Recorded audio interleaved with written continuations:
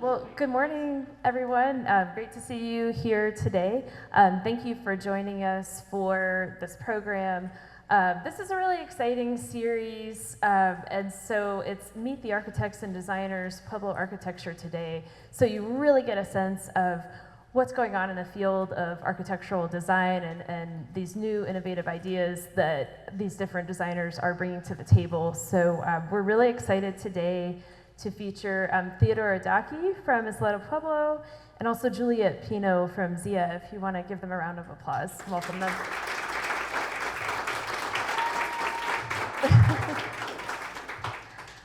And so my name is Michelle Lantieri. I'm the museum head curator here. So I work on all the different gallery projects. My role is more of managing curators, so I collaborate with different Pueblo cultural bearers and artists to figure out how we can make these stories and visions come to life in the gallery spaces. So it's my honor to be in collaboration with Dr. Ted Hahola from Isleta Pueblo, one of the guest curators and founder of the Indigenous Design and Planning Institute at UNM. He's right here. Yep, definitely. And it's been my pleasure and honor to collaborate with Dr. Lynn Paxson. Thank you for everything that you've done. Lynn is an affiliate of the Indigenous Design and Planning Institute at UNM, and she is a professor emerita from Iowa State University. So thank you so much. Okay, and just to give you a little bit of background about the exhibition, so it's here in our South Gallery, so we're in the South Wing right now of the Indian Pueblo Cultural Center, and you'll be able to see the exhibition right after the program. So it's in our South Gallery and it runs through December 7th, and we're open Tuesday through Sunday, so if you decide to come back to look a little bit more, we definitely welcome you to do that. So Restoring Our Heart Places, Contemporary Pueblo Architecture is guest curated by the University of New Mexico's School of Architecture and Planning, Indigenous Design and Planning Institute, in partnership with the Indian Pueblo Cultural Center. The exhibition is curated by distinguished scholars, Dr. Ted Hahola and Dr. Lynn Paxson, and the exhibition highlights the evolution of Pueblo architecture, focusing on its revival and transformation following the 1975 Indian Self-Determination Act. By showcasing the work of traditional and professional Pueblo architects and designers, the exhibition emphasizes how ancestral influences continue to shape 20th and 21st century Pueblo architecture. And really exciting, this program series is deeply sponsored by the New Mexico Humanities Council. We're really grateful for their support. So they're our primary sponsor. They're really the reason we're able to bring these speakers to you today. If we can give them a round of applause too.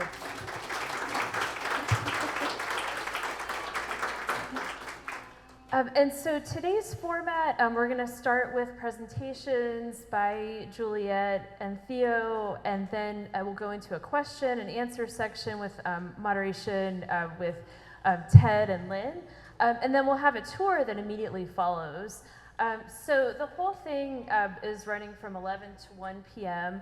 If you missed the sign-in sheet on the way, which I think I saw everybody stopping by, but if you need to sign in, please make sure to do that before the tour starts. And then I'll just go ahead and introduce our curators and turn it over to this group. So Dr. Ted Hahola is a distinguished professor and Regents Professor in the Community and Regional Planning Program, School of Architecture and Planning, University of New Mexico. He holds a PhD in political science from the University of Hawaii at Manoa, and he has a master's in city planning from the Massachusetts Institute of Technology and a BFA in architecture from UNM.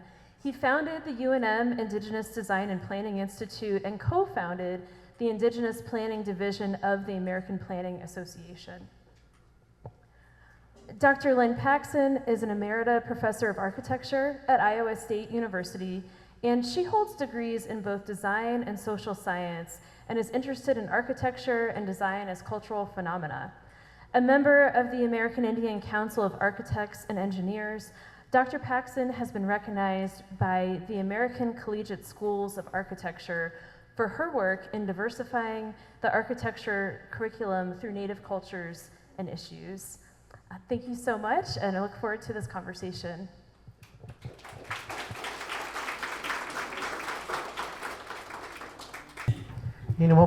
How's everybody doing today?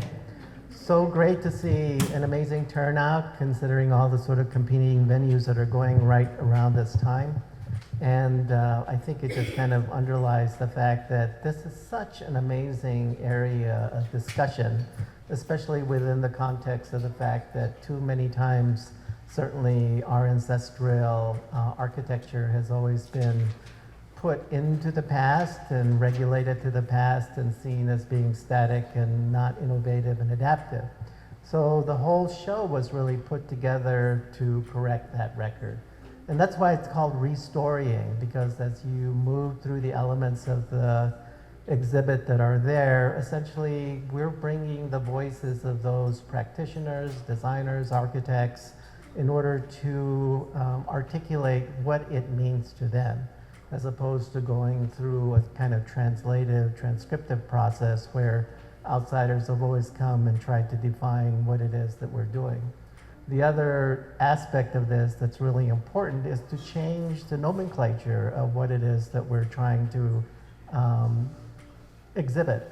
So that's why we're talking about Heart Place, not Plaza, because Plaza, as you know, is a Spanish word. And too many times people look at that and say, oh, then it's the Spanish that brought this style of village planning to us. No, we had it way before then, and in fact, we know in the record that the Spanish were impacted and influenced when they began to settle the New World and redefine their sense of plaza in a much different way than what it is that they originally came in with in terms of their town design. So Heart Place basically acknowledges then our own ways and we still, of course, maintain our languages and our culture and our traditions. We have our own names for these places. They really do represent the spiritual center of how it is that our communities evolved over time and place. And from that standpoint, then they continue to influence the way that we are designing and innovating in this. And if nothing else, the Southwest is basically a testimony to that, because when you talk about Santa Fe different, and apologies to some of my colleagues who think otherwise, it's not Spanish Pueblo design, it's Pueblo Spanish design, because our impact was really more influential than the Spanish in terms of a lot of this kind of staging. So with that said, I'm going to turn it over to my esteemed colleague, Lynn, so that she can drill down on introducing our panel presenters. And by the way, Theo, who's from Isleta Pueblo, has a great name, Theodore. Like me. Fortunately, I could keep them straight, Ted and Theo. Makes it easier for me. What can I say? As Ted mentioned, one of the really important things that we wanted to do with the exhibit was foreground Native practitioners, since they're kind of overlooked or erased in both the professional and scholarly literature. That started maybe to change in the last decade or so while we've been working on this, but that's a real problem. So one of the reasons for doing the panels is to foreground these folks. And each of the pairs of folks that we have for these sessions have been put together for different kinds of reasons.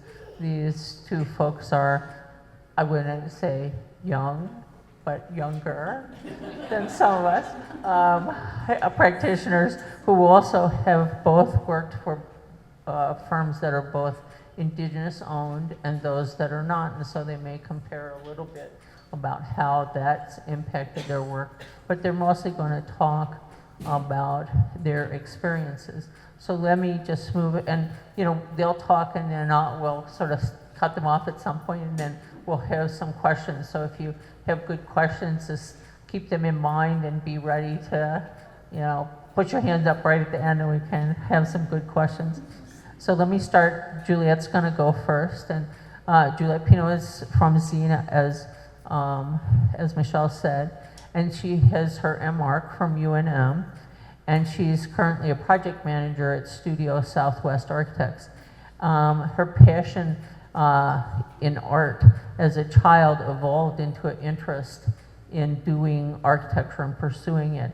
And her degree in architecture and her experience in design and marketing helps her bridge creativity and functionality in all of her projects. And she's really passionate about using design to make inclusive, meaningful spaces that tell a story.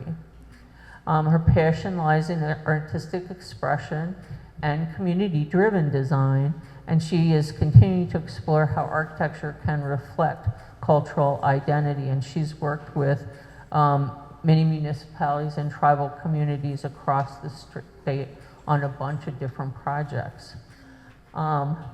Theo is from Isleta, and he also has a UNM Master's of Architecture degree, and he's the first licensed architect at Isleta. This is a big deal. Getting licensed as an architect is a big deal. You know, we get our degrees and then we have to do a bunch of other stuff, not just take a bunch of tests, but do some other stuff to get licensed. So it's not kind of automatic like it might be in some other field. So, you know, that's a really big deal. His work focuses on community design or community-oriented projects, including planning and education. He's done public and civic and other governmental projects. He has over 12 years of professional experience, and he's dedicated his career to working with a bunch of tribal communities throughout the U.S. When he was at UNM, he was influenced by trying to understand how communities integrate meaningful cultural context and helping envision what the future might be. That was kind of his way of thinking about his future impact. And has a passion for reimagining what tribal communities can or should expect from contemporary architecture and design. He's also really actively supporting Indigenous professionals through various boards and committee appointments, including he is very active in the AICE, the American Indian Council of Architects and Engineers. I'm a board member, I should be able to say that without stumbling.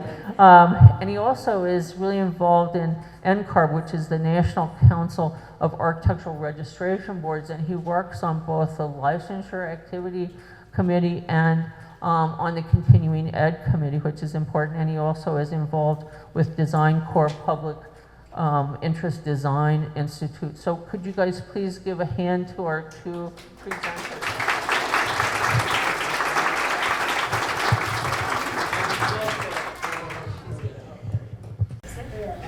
The architecture's not working. Okay, so I want to talk about or brag a little about my family and their artistic talents. Pictured up above is my maternal grandfather, Andres Galvan, and his daughter, pictured below him, my mom, Juliet Pino. And so they were pretty much my artistic inspiration throughout my life. My grandpa was actually selected to repaint the mural of our Pueblo church, Our Lady of Assumption, here at the Pueblo of Zia, which was originally painted in 1740. And so, very great condition, and I believe it was, for it being 103 years old, in great condition. And I credit the thick walls that the church has, and also the limited exposure to sun, and is very well preserved. Shown here a couple of his,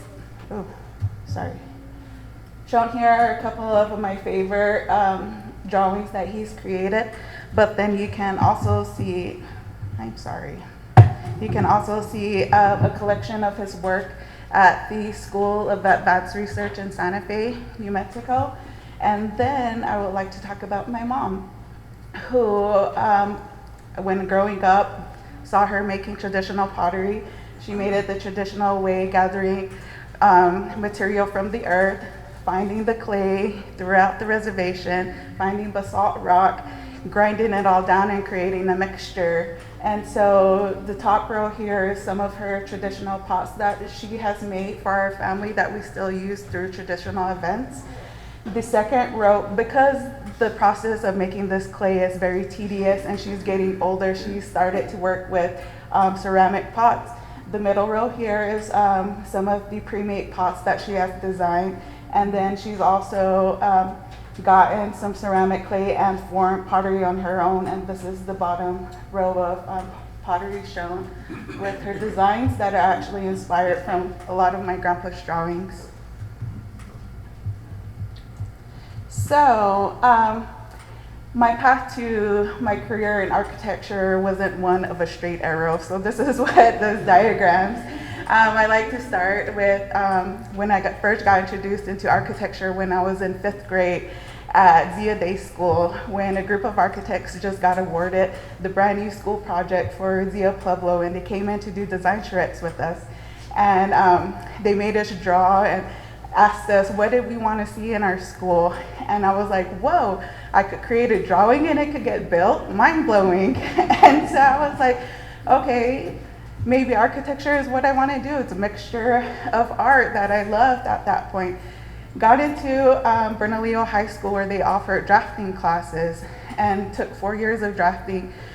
That was the beginning of me learning how to use architectural tools, the scale, the triangle, the T-square, starting off with mechanical drafting. Then our 4th year, designed my own home and modeled it. And so didn't get constructed, but that was my first design project. And there I was starting, I was like, okay, I am pursuing architecture. I went on to the University of UNM and received my bachelor's in 2008, but mentioning 2008, does anything come to mind? The recession. I graduated during the recession. My plan was to take a year off and gain some professional experience. That did not work out. I ended up working at Mervyn's. That closed, and I'm like, what am I going to do? And then so I looked up when the portfolio was due to submit for graduate school. I had 3 weeks to create this portfolio, worked day and night for 2 weeks and submitted it, and luckily I got it on the first round. Went into graduate school and received my master's in 2011. At that time, it was still rocky. No firms were hiring, and if they were hiring, you had to have 10 plus years of experience. I then got the opportunity to work as a tribal planner at the Pueblo Zia, working under the wing of Theodore Pino, who had 30 plus years in the administration. But then after a while, I still wanted to step into the architectural field. So I got multiple opportunities to work at several different firms, eventually landing at Studio Southwest Architects. So I'm going to talk a little bit about my time as a tribal planner. Again, I was there from 2011 to 2015. Photo here is the Zia Pueblo Plaza and just the outskirts of the Pueblo. A majority of my job there was to update contracts. The position had been vacant for years, and so I was making sure that these contracts were updated so we won't lose federal funding. We had just acquired more land, and so I was updating road inventory and just doing some maintenance that have been neglected for years. And as soon as the years in working as a tribal planner, a bunch of challenges came through. Like one challenge is always funding, right? And I think in any community, funding can always be a challenge. Zia is not a gaming tribe. Most of the federal fundings are population-based. Zia Pueblo has a population of maybe 800. And so we are getting pennies compared to a lot of other Pueblos out there, or just tribal communities. So it took years and years of getting federal funds, putting it in a pot and trying to create one project. But even at that, it might just be design. We have to start a whole new pot of money to do the construction. And so there is a bunch of challenges. Another one is being one-term governors. Governors come in and out, maybe will have 2 years max of a term, but as each new governor comes in, they may have a different agenda based on their own professional background. And so that was challenging, and all the other tribal politics and everything that was put into play eventually made me think like I need more experience, I need to step back into architecture. So I got the opportunity to work at Indigenous Design Studio and Architecture, which is a Navajo-owned business. I worked there for several years, which is I got introduced into Navajo Nation projects. I then moved on to Swina Design Plus Architecture, which is a Pueblo woman-owned business. And there I got exposed to Pueblo projects. And then I landed at Studio Southwest Architects, currently there for 7 years. It has been in business for 41 years. I started off as an intern architect 1. Now I'm a project manager and had so much project experience there, commercial, education, government, housing, and worked with a number of municipalities, different cities, different counties, different tribes with Navajo Nation and the Indian Pueblo Culture Center, which I'm actually gonna highlight today. So I'm gonna start off with Zitnaho Dithli Community School, which was a project for Navajo Nation, and it is located in Bloomfield, New Mexico, and this was a project that we've done, which was a schematic design project and programming. And we met with the school board members, the staff, the community members, council members, with the two-day design charrette. And those are the pictures above, which we used blocks to show volume so that we can create spaces on site. I think each block showed a different grade level because this was for elementary school and dormitory. So we worked with the team, design a layout, and this is eventually what we ended up with was this site plan. So a couple of cultural design aspects are that the building here is actually on an axis on the sacred mountains that the Dene people have. It also has an east entrance. It has the Hogan aspect centralized here at the school and centralized here at the dormitory, which are these renderings showed here.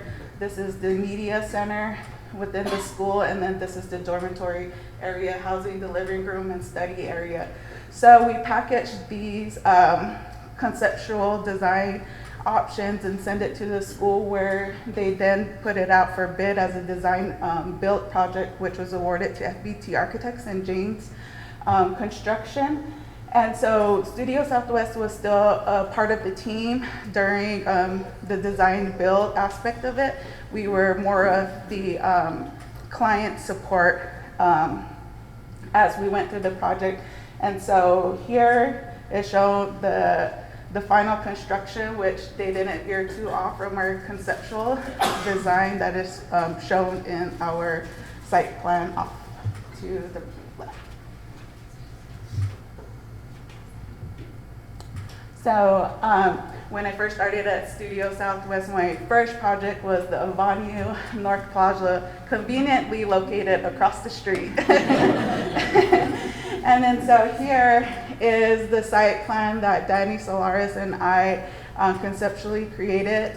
If you don't know, the Avanu is the water serpent in the Tiwa language. And so we wanted to highlight the water serpent throughout the site.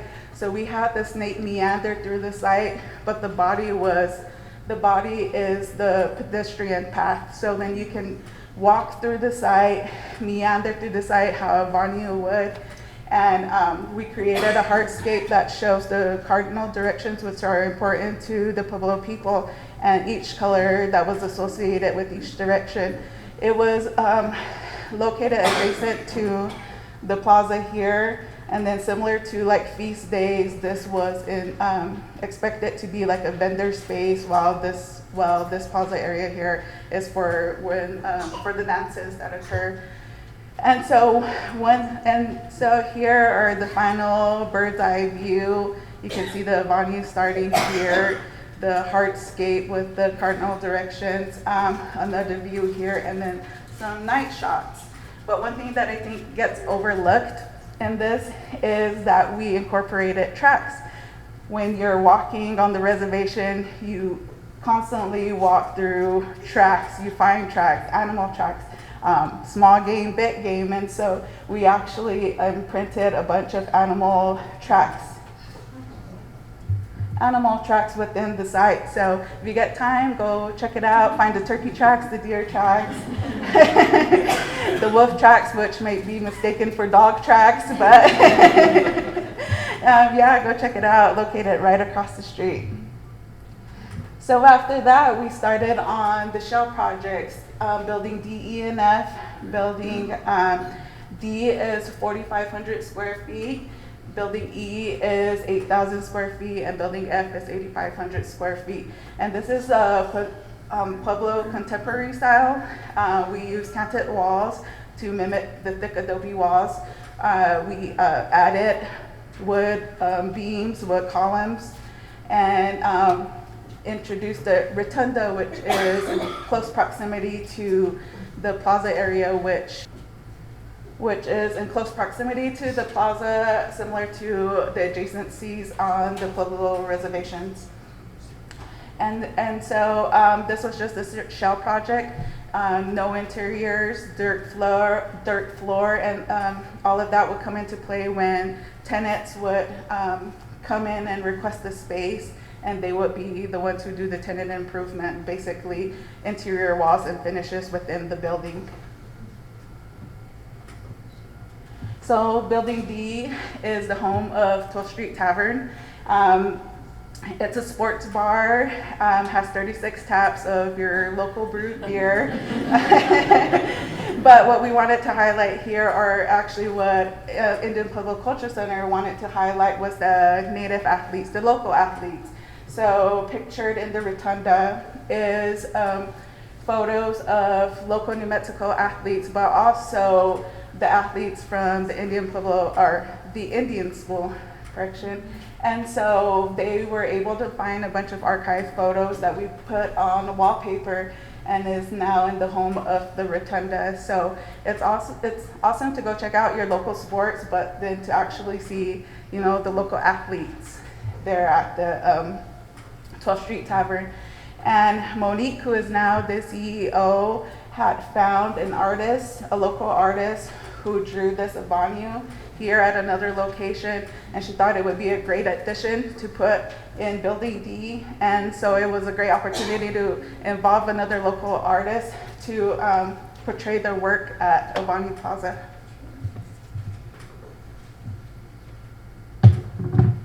Okay, in Building E, Suite 1 is Vitality Plant-Based Foods, and this was a TI, and I got the opportunity to work with Tina Archuleta, who is a young Pueblo woman entrepreneur.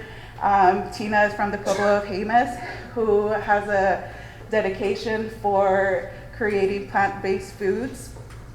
And so her menu theme is all based off Pueblo foods that she had learned growing up, but wanted to make it more healthy, you know? And so then we created this space for her. Her envision, she already had this envision.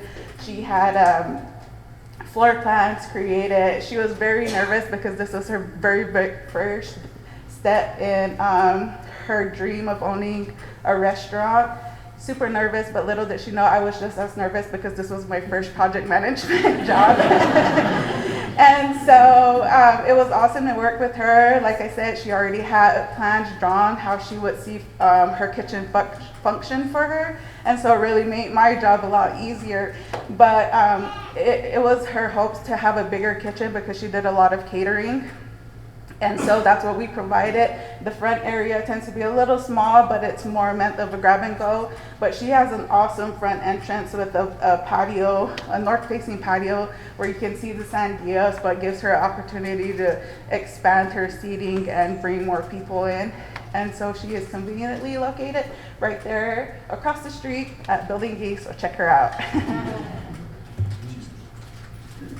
Okay, and then Rude Boy Cookies had came in. This was a 500 square feet tenant improvement.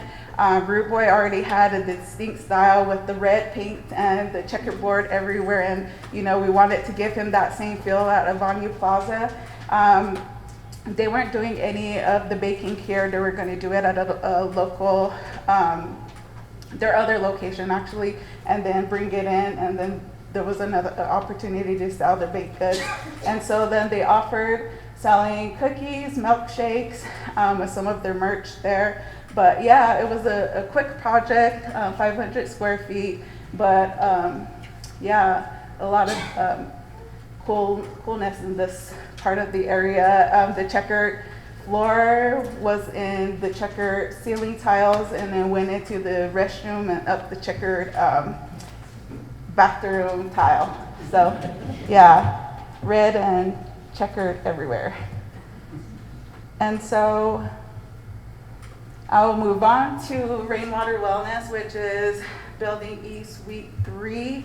And so I worked with Monique Frawa and her team to create this spa. Wanted to provide some treatments, natural inspired treatments here. So then we created a retail area, 3 treatment rooms, a wet room that would have 3 soaking tubs, and a yoga element. So up here as you enter is the retail area, pictured here, which has a bunch of merchandise dedicated to wellness, and that is actually made from some local tribal members.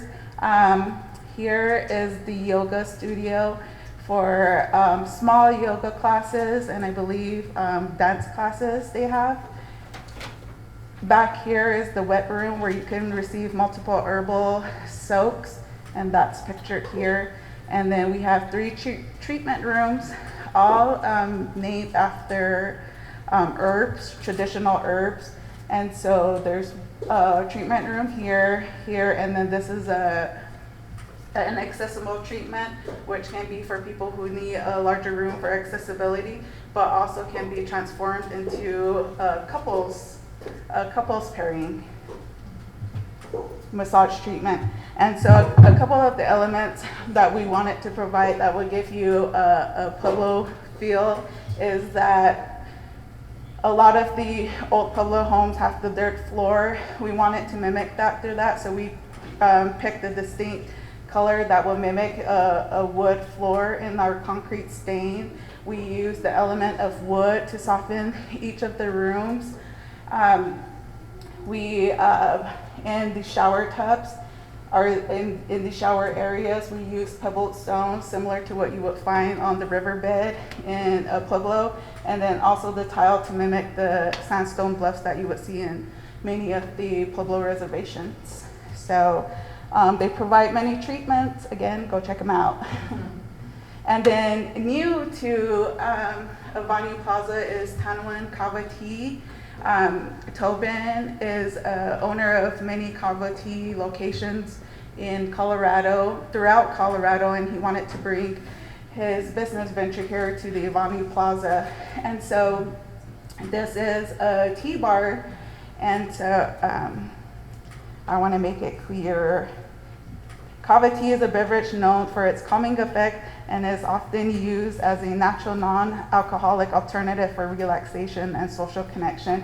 And so with that being said, it was alternative, but still a place where we wanted you to come to socialize, to gather, to have fun. And so throughout the space, there's multiple dining seat areas, pool tables, a lounge area, bar top seating, and I think he got the best part of this whole building, the rotunda, which is located near the stage for dancing opportunity, just a total space of gathering. So it's coming soon. We are currently in the process, in the permitting process, and soon construction will start. So just want to throw out a couple of fun facts about the Indian School campus, and this is all of it. In 2016, they adopted the Albuquerque Indian School Development Regulations, where we had a bunch of design constraints that we had to follow while designing the retail space along here. Fun fact, here is Eagle Way, and everything, so this is all sovereign land. Everything on the west side of Eagle Way, City of Albuquerque had authority having jurisdiction, which meant that anything that was constructed on this end had to go to a permitting process through the City of Albuquerque, whereas everything developed on the west side wouldn't have to go through that process because it was still considered sovereign land. And so the 19 Pueblos actually have authority having jurisdiction, and they would possibly hire a third party to go ahead and review our drawings on that end. So as you can see, there's a bunch of undeveloped land, and we are grateful at Studio Southwest to still be a part of the conceptual designs. Here are a few sketches that I've created during the process of exploring different project types. This bubble diagram here is for an early childhood development center.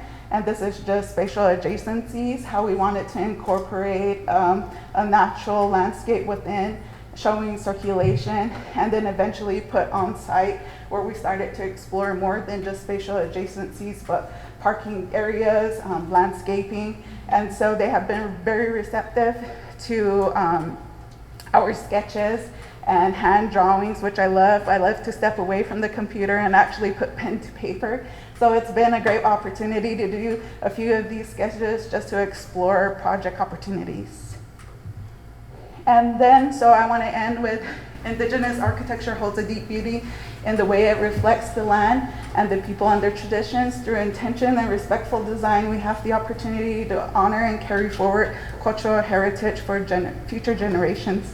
Thank you. Thank you.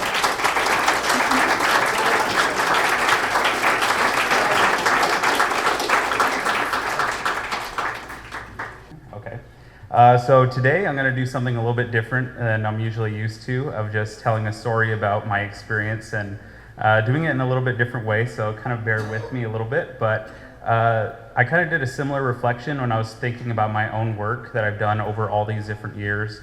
And all of it really comes down to that artistic set of mind that I do have that came from a very young age. Very similar to, I think, a lot of architects, but mine especially, it feels that way in the way that I think, the way that I compose things, and how I think about building space and think about things in a traditional perspective. And these are just a couple of examples that I have here of just something that I do, even as a hobby of artwork and laying out these different things and thinking about traditional artwork, but in a contemporary way. Thinking about things that could be done in a digital art form versus traditional painting, but doing things executed in that traditional way.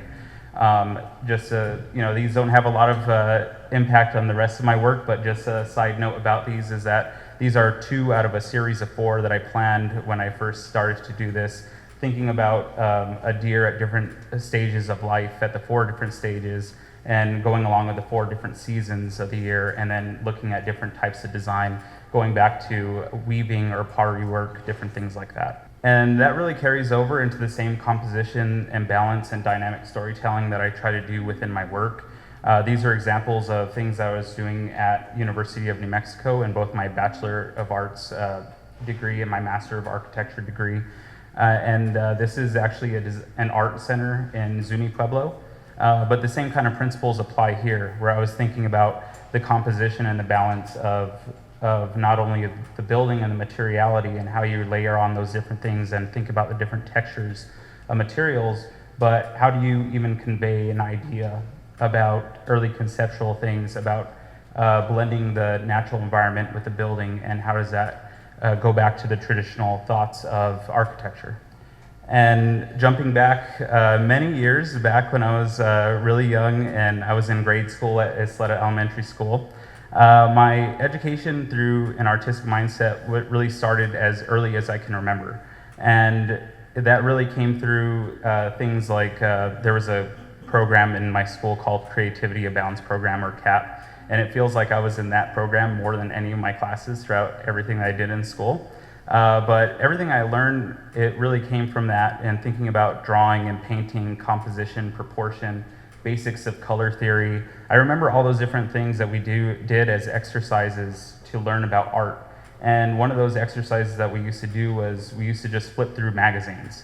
And we had these like stacks and stacks of Southwestern art or Native American art. And so I was exposed to a lot of like R.C. Gorman, or these ones really kind of captivated me all the time by Bev Doolittle. And a lot of them are depicting Native people inside of the paintings. But at the same time, a lot of my stuff was not self-taught all the time. I felt like a lot of it was very innate. I have a natural ability because of, I have a very traditional and artistic upbringing. My dad is an artist, and so is my uncle, and a lot of those things I feel like is probably just in the blood. But I feel like after getting exposed to different types of artistic talents and learning about different styles and how I could try to emulate them, at the same time, my artistic ability kind of goes back to that same kind of style that I kind of see in my own family members.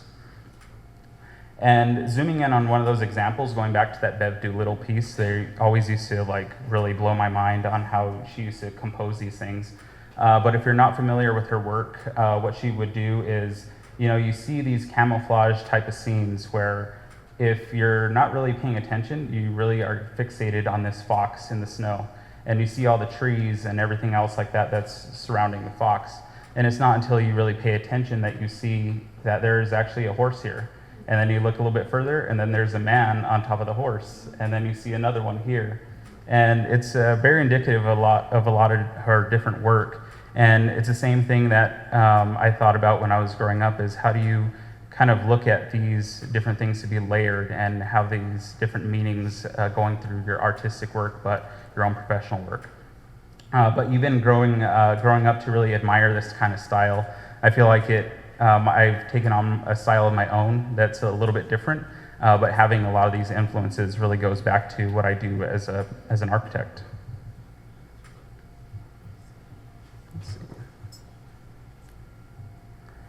And again, this dynamic way of engaging your eyes and your mind throughout art really reminds me of the really big patchwork of experiences that I've had over the years. And here it's, when I tried to lay out a lot of my different work, there's probably too much to really cover in a little bit of amount of time. But I've been able to travel to different large cities like Chicago and Washington, D.C. and New York, but places of natural beauty like Glacier National Park. And and layered on top of that different composition of this patchwork and this collection of projects that I've done, I do things like sketching and working with communities to talk about ideas that you can incorporate into projects. And you have ideas that could be renderings that are thinking about this aspiration for what a building could be in the future as well. And so for me, it just feels like all these different things are this kind of mixture of different experiences that I've had that I feel are almost like a painting in itself, in where I'm kind of composing this and thinking about this as one big thing of my career as I continue on in architecture. And what that whole collection really represents is a really big, great range of projects. And as working as a project manager and an architect over 12 years, I've gotten a chance to work on a lot of different types of projects. And it spans all over Indian country. That's where all my work was primarily focused on. And so while I was able to do that, I worked on planning, healthcare, education, community-oriented projects, industrial, public safety, housing, been to places all over the country. A lot of my work is focused within the Southwest, and so in a sense I'm familiar with a lot of these places because those communities feel a lot like my own, and I'm able to take that same perspective that I have of my own people and kind of apply it to other places that I go visit. And so this is, I wish I could go into a lot of detail on all these different projects because they're all a lot of fun. And to me, they're all really special just with all the different places that I've been able to go to. But today I'm going to focus on just a couple different projects and just go a little bit more in depth on that design process. So here I have the first project is Navajo Technical University Chinle Classroom Building and Master Plan, and that's in Chinle, Arizona. It's the building that we designed is a 20,000 square feet higher education building, and it's set on a 38-acre site, which we also did the master plan for. I had a really special opportunity to work with my long-term mentor, Jan Tafria, who's also a Mohawk, Potawatomi, and Ojibwe architect. So female native architect, very special, and had a chance to work with her for many, many years. And that was done at a previous firm. This project just had a lot of different great aspects to it in terms of doing something for higher education on Indian country. To begin, we did a master plan for the full 38-acre site. They didn't have anything developed on this entire site. And what we were trying to do was to set the tone of what that first building could mean, to set the identity for this new campus to be in Chinle, because they didn't really have anything like this. And so they really had this idea of striving for a state-of-the-art approach to education set in the heart of Navajo Nation. So that was our goal. And so we did the master plan, and then we jumped into doing a phase 1 development. So we only designed a portion of the site and did the first building. So here you see what that plan looks like of how that first building could be situated near the highway. So we actually have a highway going down right here. And the idea was that this building was really set towards the road and would be able to captivate the views from people passing by and there become like a billboard for the school.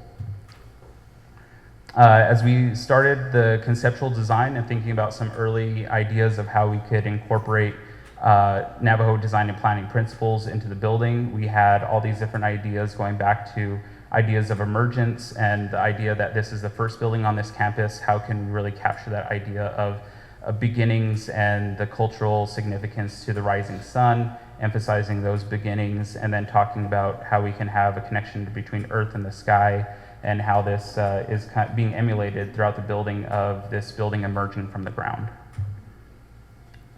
And a lot of that really went back to Canyon de Chelly, which is right nearby. It's a very significant thing within Navajo culture, and it's great that it's right nearby our site, and became a very obvious thing that we said we must make this part of the project.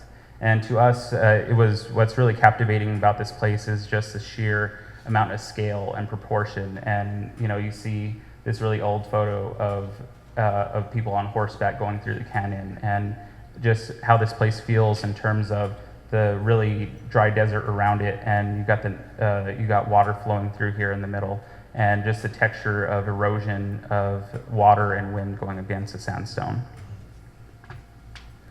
The building is laid out with multiple different types of classrooms and things like that within the building, but this is the first floor. It's a 2-story building, and so coming into the space, you have this kind of double height space that you're coming into. And what our idea was that you're coming in from the east here, and you have this kind of welcoming open space that's a place where people can lounge and wait for their next class. They could study, and then they have this really decorative red stair that you have here, and then tucked behind that is a student den or a place for a snack, like a break area, pretty much a tutoring room. They have a library and bookstore. And then going down the hallway, you have these really large flexible classrooms, which was by far the biggest need that they had out of this building. And what we tried to do was make them very flexible in terms of offering many classes, but at the same time opening these up with a vertical operable partition to make these one really large space for a lecture or an event that could be happening in the community.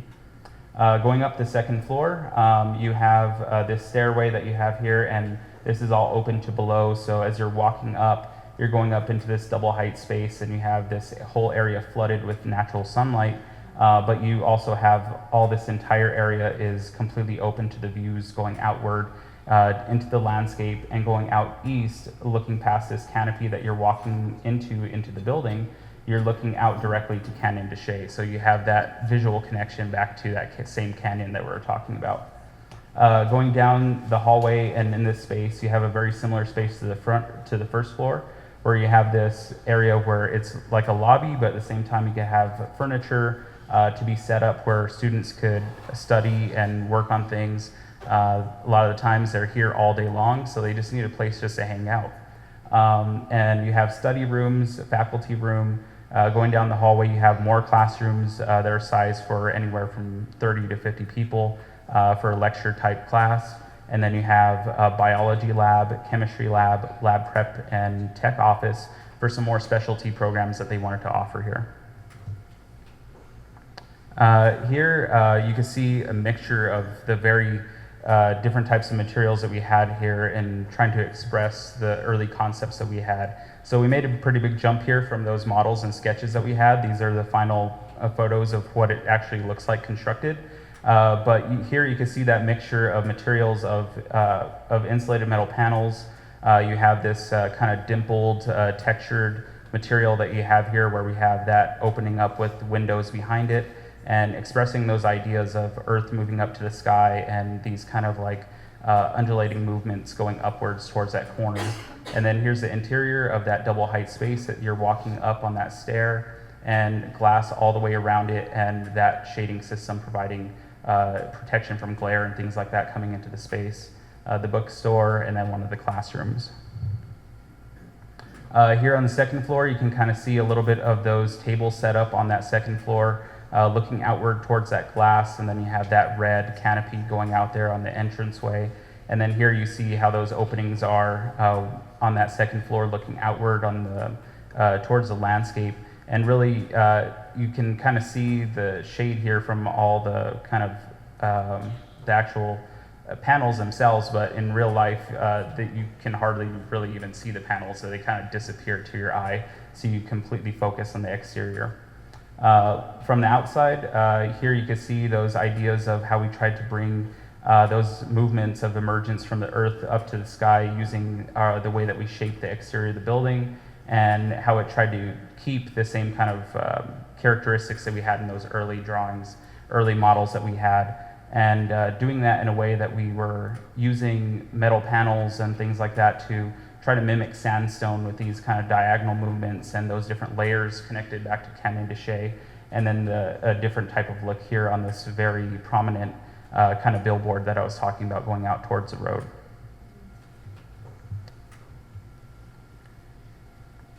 Next is going to be the Isleta Learning Center Phase 2 development that we have from where I come from in my own community. It's a very special project to me. This one is also a 20,000 square foot building on a lot smaller site. It's about less than half an acre. This is for the Department of Education. They've run out of room inside their existing building for the library and the Department of Education share space, but they wanted a space specifically for the Department of Education to offer new programs that they wanted tied back to language and artwork, arts and crafts, and also space for the community as well. But going back to my own upbringing and that artistic mindset of mine, this was also another project that was like, wow, this is like exactly what I've wanted to do my whole career. Thinking about it's a place for art programs and things like that, something that I wish that I could have had when I was a kid, when I was doing those same art programs. So really something special for me to think about in terms of what can we give to our future generations. The new building is situated within the existing residential area here. We have the freeway and another highway. We have all the residential housing, the Isleta Elementary School, and this is the existing library and educational complex, and our project site is right next to it. So a little bit different than most of my work on other rural kind of Pueblo projects. This was the first one where it was a little bit more constrained by the site, just in terms of fitting within the parking and the existing building, but very interesting from that standpoint.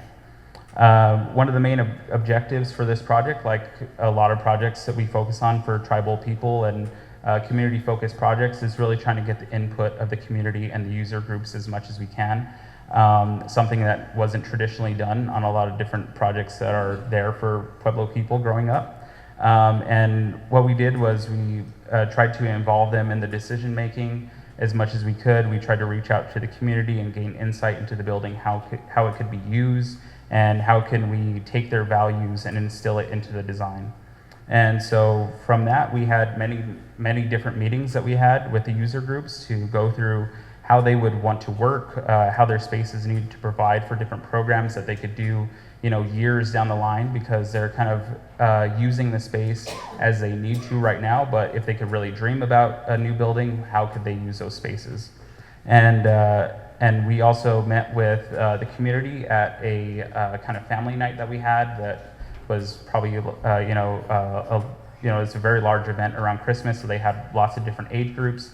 But we had all these different panels set up to get their ideas on some very early conceptual ideas and to capture their thoughts on what this building could mean and other types of values of the traditional culture that we could incorporate into the project.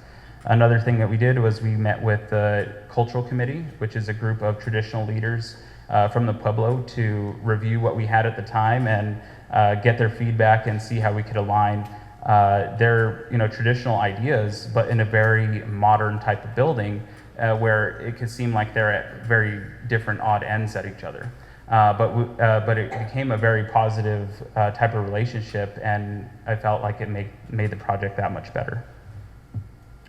Here's some examples of just some of those panels of some of the ideas that we're trying to capture from the community as we're trying to work through that and trying to think about what this project could mean to the community, and if they were to think about their own community and what it represented, what would they say? But some of these are just examples of what we do in very early design, just to capture those really large ideas and how could it affect the design later on. And knowing that this project was very special in the sense that it was providing for art programs and very traditional oriented programs that they wanted to do for language and things like that, but also being for my own community, it became like a very different type of process that I wanted to undertake.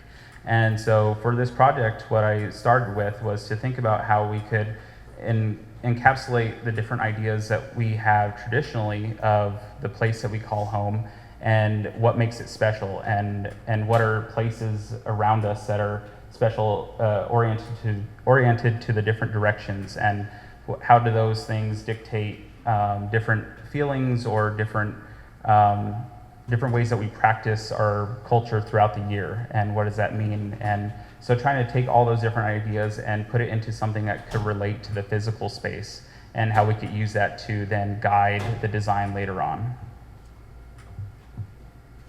And this is just an example of some of those early kind of sketches and drawings that we had early on, just to think about the materiality and how it could go back to some of those ideas that we had from that diagram. But just trying to take some really early ideas of materiality and how can we do it in a very contemporary way. This is not a typical project where it's a two-story building. It's very modern. You've got a lot of different types of new building systems and very large spaces, so it's not exactly your typical type of application of where you could just do like an Adobe building that's pretty small or something like that. So we tried to think about how we can express it in a totally different way while still trying to capture some of those traditional ideas. The site itself, the way that we showed some of those concepts that you were showing before, can seem a little bit edgy. They seem a little bit contemporary side, of course. So what we tried to do was really soften those hard edges and how we're trying to maximize the building usage by using a lot of the landscape elements. And so just to give you context, the existing building is right here with this courtyard and everything opening out to the east, and then you have the parking lot. So we took a very similar approach, and we wanted that to be a way that's, they're kind of connected between the two different buildings, but they have a separate entrance, and this is all its own building. But here, when you're entering into that space of the main entryway and everything with the building, you have this kind of courtyard, and the building on the second floor extends out this way, so you're walking underneath this floating level of the building, and you have this courtyard with these seat walls and some vegetation. But you also have these walls that extend to form large openings where you can have this connection between indoor and outdoor. And then on the west side of the building, you have these other spaces connected back into interior spaces for an art kind of courtyard where they could extend out for things that are going to be a little bit more messy or things that need more space. And then you have traditional ovens and a gathering space situated next to the teaching kitchen. On the first floor, here you have where that second floor is extending outward over the entryway. But when you walk in, you have this space that very early on, the user group said that they wanted to feel like a living room. They wanted it to feel very social and open and welcoming. And so we made this room very flexible in that way, that they could set it up to be with furniture situated around a fireplace, and you could have that way to connect to people and walk in and feel very warm and welcomed. We tried to emphasize ways that we can display artwork and make these feature walls that are within that space as well, to make it feel very natural with these different natural materials and other things like that that can remind you of the community. We have a refreshment bar here to set up for like snacks or different events that they might have right behind the stairway. We have admin spaces. We have going down the hall, we have a dedicated art room that extends outward into that courtyard on the west side. And then we have some other support spaces in between. And then at the top there, we have a very large teaching kitchen, which is set up for, I believe it's like 12 different actual teaching bays. And then we have a demonstration area at the front, but a very substantial commercial kitchen to be able to be used for the community to learn different practices of traditional cooking and be connected back to that gathering space in the west and the traditional ovens, but could be used for the very large events if they have going on, that the community could use this to then provide for whatever event that they're doing. On the second floor, it was very much similar to the first floor in terms of how it was laid out, but we really tried to emphasize that the community space on the second floor to be the largest space on the project, where they wanted to have, over 100 people to be able to go and have an event there. Or if Department of Education was having a very large class, that they could set this up for presentations, or they could have this be broken up for smaller classes to be with movable furniture and things like that. But this also became a very big opportunity to have this open up to the views going out to the mountains and have this be filled up with natural sunlight. And we had skylights on this wall that were washing up against these featured display walls for artwork and things like that. And then going down the hallway, you have these flexible classrooms to be used as, with furniture and things like that. You can orient it to be very lecture classroom type style, or you can have them to be, in these little pods or things like that. They could use them for artwork classes, arts and crafts, or they could do language programs and things like that as well. And just one of the ways that we tried to relate back the exterior design back to traditional design was we tried to think about how something like insulated metal panels, which are very rigid, very sharp corners, you wouldn't associate them with traditional Pueblo style design. So what we thought about was how can we kind of think about that a little bit differently in terms of looking at traditional adobe, and you have the natural kind of erosion that you have with walls, getting a little bit thinner at the top, a little bit wider at the bottom, and you have a mixture of smooth finishes with something that's just been plastered versus something that could be a little bit more rough, and how can we express that on the building. So we started to look at how that could be on certain parts of the building, that you have these decorative rain screen cladding systems, and you could, well, it doesn't really quite show it here as much on these initial renderings that we had, but how can we express that with a very textured type of approach towards the bottom panels, and how can we have that be very smooth on others, and how can we soften those corners with some very natural feeling type of openings that make it feel very sculpted on the exterior versus just a very flat wall. And let me see if I got this video working. But what we came away with was a building that can tell the story of the people as you walk through it. And this is just a very fast kind of walkthrough, so just try to look quickly. But we see the expression of the art in the interior of the building. We see how it relates back to the traditional building forms. And we tried to capture that relationship to the exterior and the surrounding landscape and the views when you're on the second floor. And it's something that, to me, it has that promise of what you can do with Indigenous placemaking. And to me, that's the real goal, is bringing in this artistic mindset, these cultural values, and trying to give it for future generations.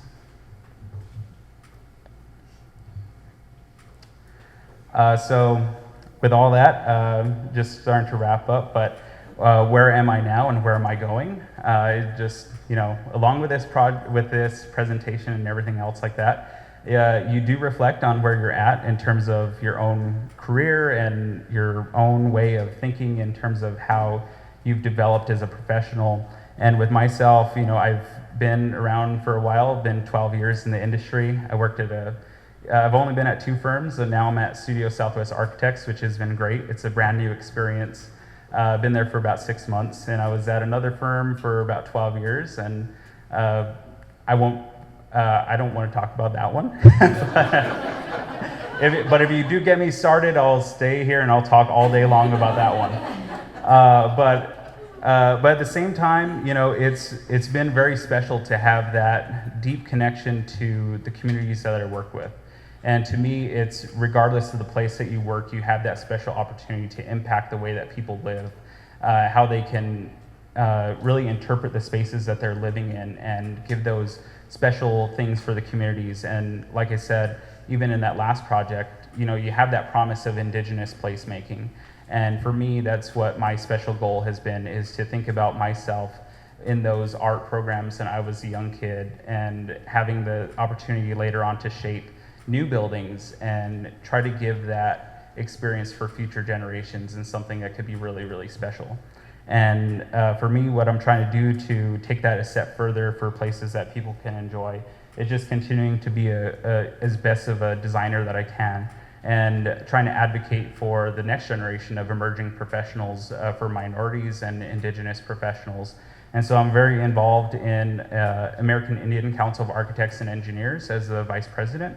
And like Lynn went through my resume, I'm involved with National Council of Architects, Architectural Registration Boards, and then the Public Interested Design Institute. And all those things are really to highlight those voices of traditional or Indigenous minds and Indigenous designers, but emerging professionals as a whole.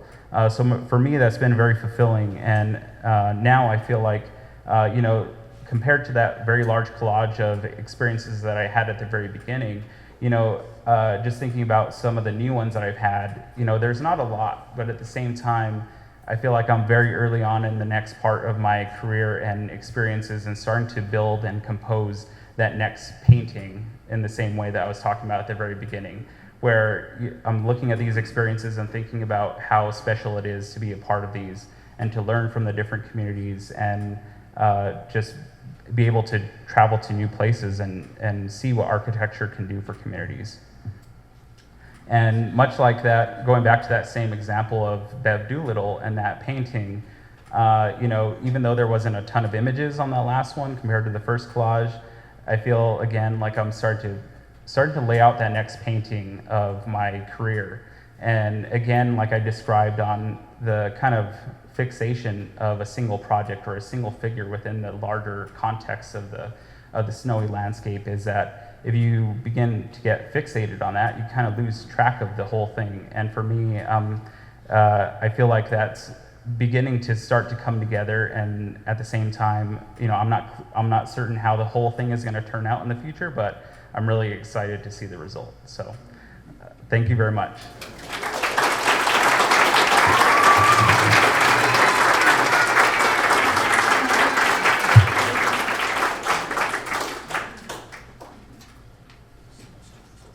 Let's give them both speakers one more round.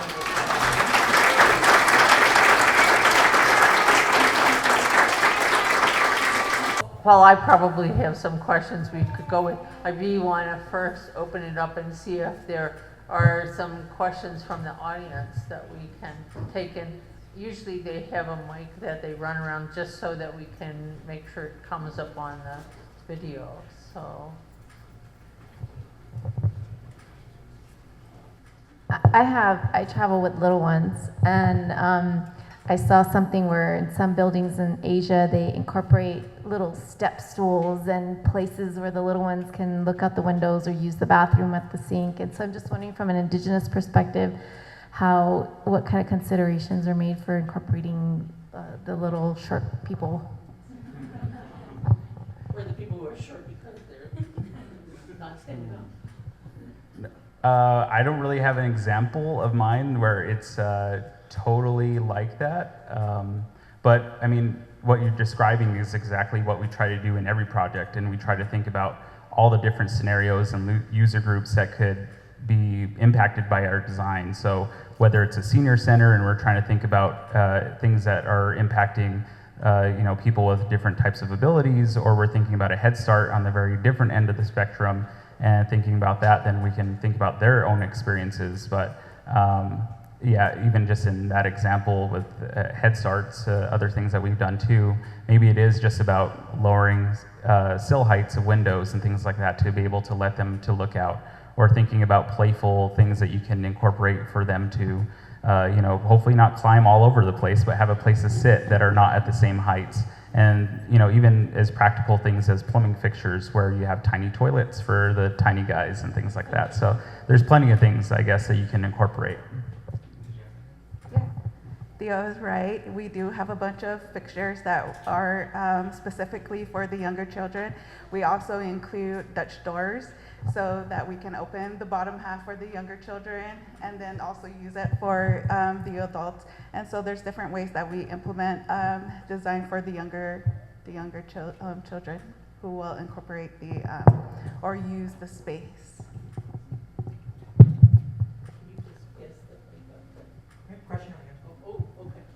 Thank you so much. That was really, really great presentations. Also, the contextualization of the importance of this work and everything. I was really interested and excited to know about some of these architecture firms and organizations that are promoting, professional development of Indigenous designers. How else can non-native folks and maybe mainstream society support Indigenous design from your perspectives?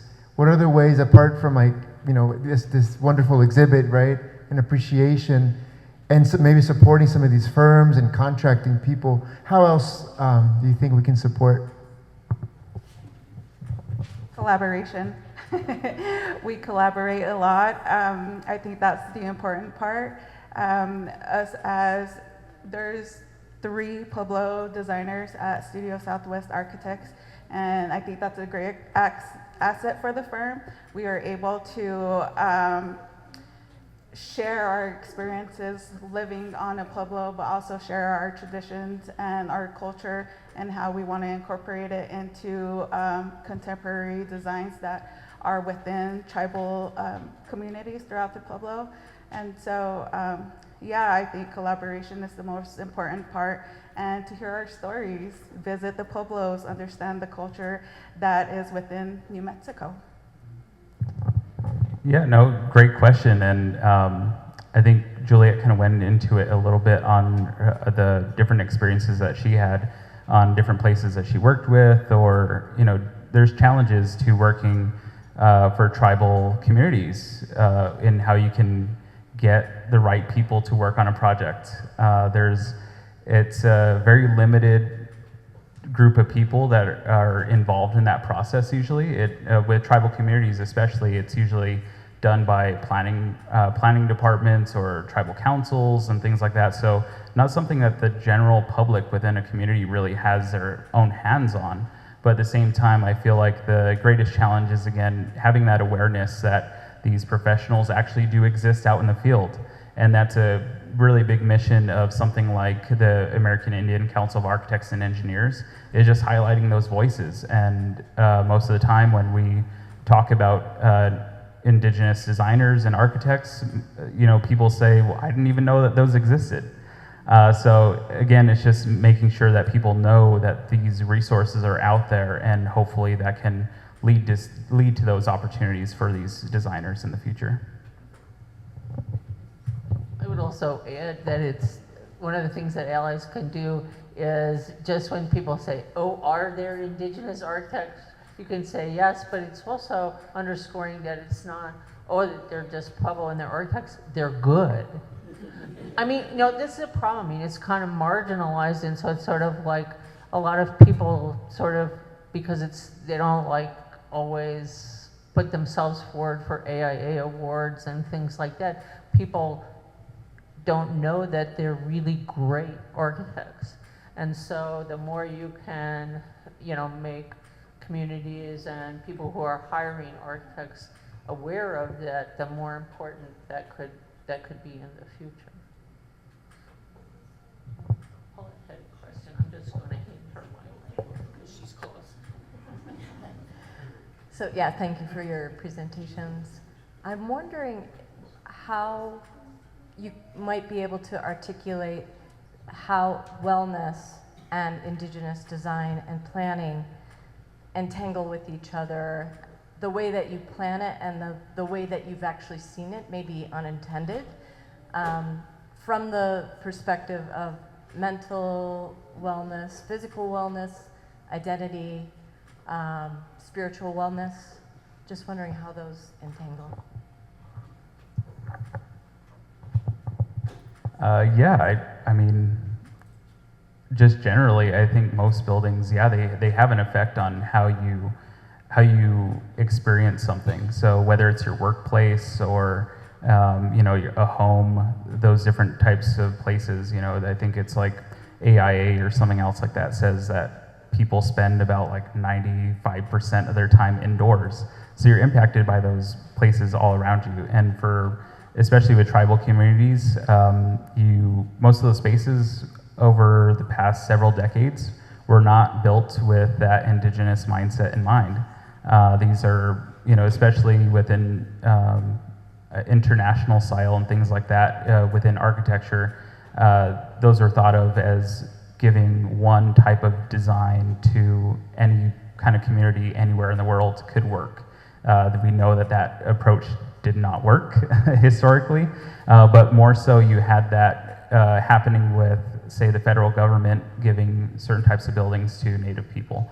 And you have buildings that were not meant to be permanent, or you have buildings that were done with not great standards traditionally, or just, again, not thinking about cultural appropriate nature of how people live and how their mindset is different from others. And so I feel like, that definitely has an impact on how people live. So I haven't had much experience working with tribes and developing architecture within a tribal community, but I feel like the wellness of the way we incorporate wellness is by our own traditions and how we want to incorporate the landscape, because that's where we go to connect, spiritually connect to the landscape. We use many of the sacred plants that we find within the reservation, and so I feel like that's how we try to bring a natural element into a building and create some a wellness for the visitors. And so that's how I feel like we can bring that element. And it can be in various ways. We can bring landscaping to the project. We can bring finishes that mimic natural elements. And so, like water, that's a simple element that we can provide that will bring a lot of wellness and sort of a spiritual connection. Sometimes just touching the tree helps, touching the grass helps, and so incorporating those things that we've already really have in our traditions, where we seek out in the landscape, kind of bring it in, whether it's in the building or outside of the building, to create the visitors or have an enjoyment of the visitors and create wellness for everyone. Yeah, yeah, and it's just like a gift, right? It's like a little mysterious gift. And like for us, we grew up not thinking of those things as we roamed the land. I want to say we roamed the land, And we see these things not thinking that it could be incorporated into an element of design, and something as simple as we wanted the visitor to experience meandering the landscape, and so we often pass by tracks, and so that little thing incorporated into the concrete was another experience that an outside viewer, outside visitor can have within the city, but also it was an experience that we wanted to have bring in from the reservation. Juliet, specifically for you, could you elaborate? What I've always found fascinating was when I visited your family home and how it was communal, and how a home is not necessarily some place that you own, but is actually very shared. Yeah. And I've always found that concept really amazing. And that's for every Pueblo. We open it every feast day, every dance. We open our house, you know.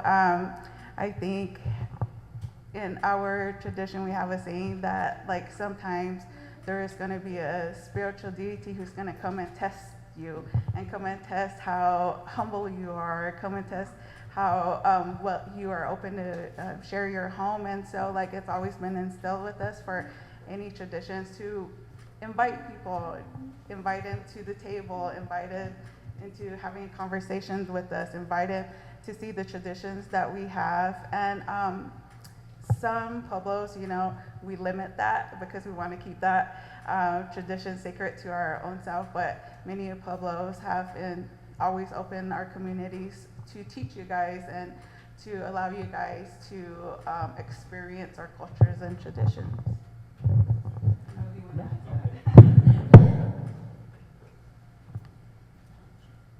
Other questions?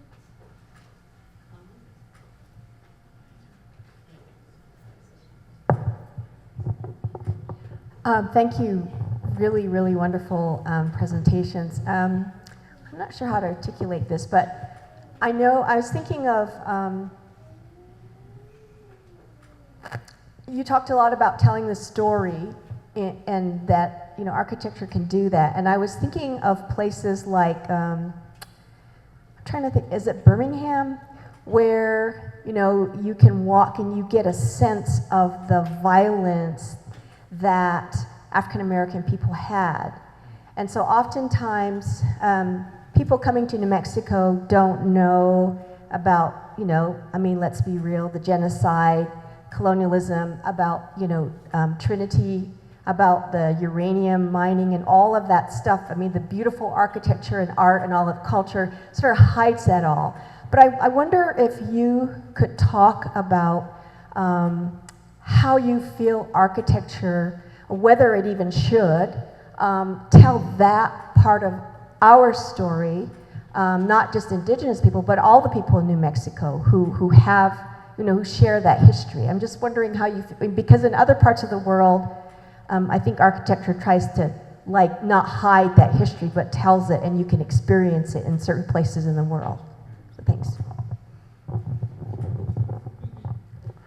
Yeah, no, that's definitely you know, that's a big thing about what architecture can do. Is, like you said, it deals with some of those really complicated feelings of historical things that have happened. And actually, the first thing that comes to my mind is last year I visited the African American Museum in Washington, D.C. And to me, that's another, probably similar to what you're describing in Birmingham. It's a very surreal experience to go through that museum and experience, you know, things a little bit more from a first-person point of view throughout, you know, the civil rights movement and things like that. But at the same time, for me, the building is really special in that it really celebrates the culture of African Americans. And to me, there is that balancing act of how do you tell the story in a way that honors the truth, but also doing so in a way that really tries to heighten the feelings that you have there, that you're not gonna just go there and feel like you're just brought down because of experience, but how to celebrate that for a future outlook. And for me, I don't know if that's necessarily has been done to the extent in New Mexico as much as it could be, because like you said, that's a part of our history that is not really talked about a ton, and there's controversy behind things like monuments and things like that within the state. And we have things that Ted brushed on in terms of Pueblo Spanish influence and how that has unfolded over centuries of time, and how do you have those things coexist in a lot of the different pueblos. And for me, I think that's still something that needs to happen, but it hasn't really gotten there yet. But at the same time, I don't know if that's something that Juliet has come across on, say, the Indian Pueblo cultural sites, but especially that being all of the development in this area is on the site of the Albuquerque Indian School, which is very, it has those same connotations about that historical impact on tribal communities and assimilation within culture. But at the same time, at least just from a person that hasn't had direct involvement with those projects, it seems like it is going that direction of trying to celebrate the culture more than anything, to uplift those people and not necessarily just try to gloss over those negative things that happened in the past as well. Yeah, Theo did a great job of explaining that.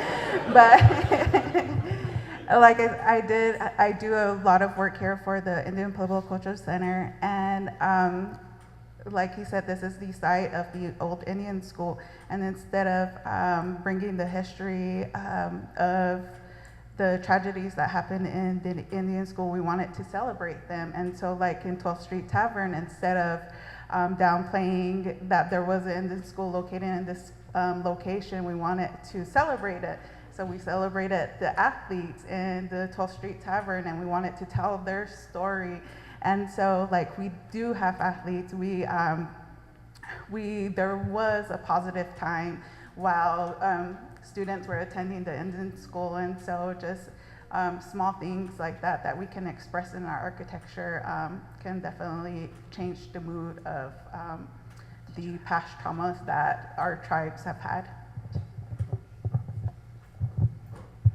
I'm sure folks have lots of other things, but we do have to kind of wrap this up. So if we could have one more round of applause for, oh, wait. Sonny, do you have one more? Oh, we have one more person who wanted to ask a question, and I will let them go. Sorry. They were being very quiet back there. Thank you for the presentations by these two professionals.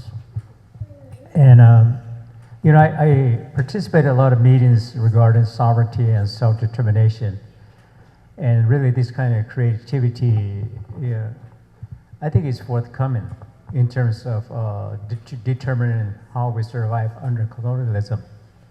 And I'm glad to see that young people are courageous enough to really begin to depict their own way of self-determining all of the things that are going to come about into the future. I really encourage that because most of the times when we're developing tribal buildings in our communities, we are relying on non-Indian professionals, architects. And they've been useful. I'm from Isleta Pueblo, and if you see our new Isleta Tourist Visitor Center, that whole building was designed by two women architects from here. And yes, they incorporated much of, I think, what Pueblo peoples have developed over centuries, but we really need to be determined our own ways. And I'm glad to see that, this kind of creativity is being done in looking at the natural landscape. But I think I'm assuming that you're also taking into consideration the spiritual connectedness we as indigenous peoples do have. And we have to, I think, continue that.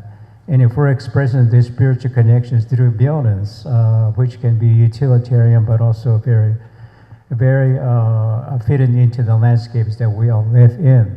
So I just admire and appreciate all the work that you're doing. Thank you. Thank you. What a great comment to end on.